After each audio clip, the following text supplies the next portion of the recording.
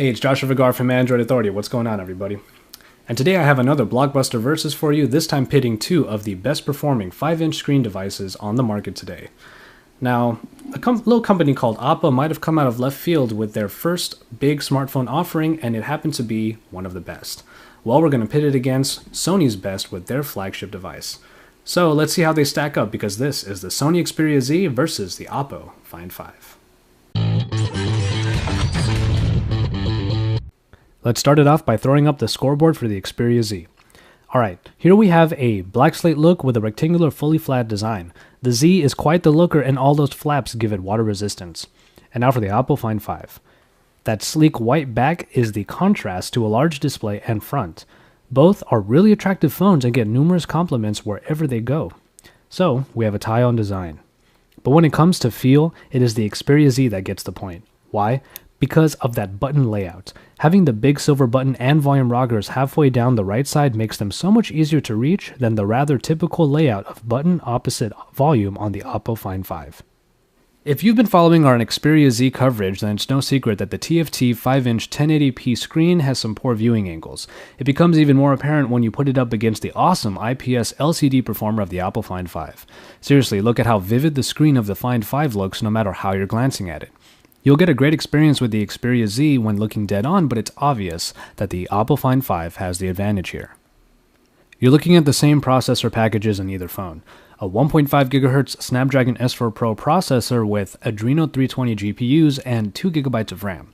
While they might carry the same performers within, the Xperia Z does routinely score around 20,000 in an Antutu benchmark over the average score of 18,000 for the Find 5. While these scores do put the Xperia Z on top, both are still admittedly very snappy in practice, and neither truly feels slower than the other. It is in the hardware department though that the Xperia Z makes some extra headway. While both phones can offer 16 or 32 GB of memory installed, only the Xperia Z makes it expandable with an SD card slot. Also, the Oppo Find 5 only comes with HSDPA connectivity, while LTE versions of the Xperia Z are available. Quite simply put, the Z offers a little bit more here. Alright, so we're on to software. Both have Jelly Bean 4.1.2 installed with their respective skins. The Xperia UI looks very much like Ice Cream Sandwich, which gives it a simplistic elegance. The Oppo UI, on the other hand, looks a lot more bloated, but that isn't necessarily a bad thing. Some people like the MIUI style blocks and blobby widgets. Other than that, everything looks very bare bones and doesn't ever really exude extra functionality. So I give the Xperia UI the point here, not just because it is sleeker, but because it includes higher functioning apps like the Walkman and even small apps for quick multitasking. Again, it just offers more here. And finally, the cameras. Both the Xperia Z and the Find 5 have 13 megapixel shooters, though the Sony Exmor RS sensor is a factor here. Nonetheless, the resulting picture quality is quite comparable for both. The Xperia Z opts for a darker tone generally, but the details in both are still pretty well captured. Once again, however, the Oppo Find 5's bare-bones nature makes the camera pretty simplistic. The Sony additions of superior auto and various scene modes puts the higher functioning Xperia Z on top. And finally, we land on price.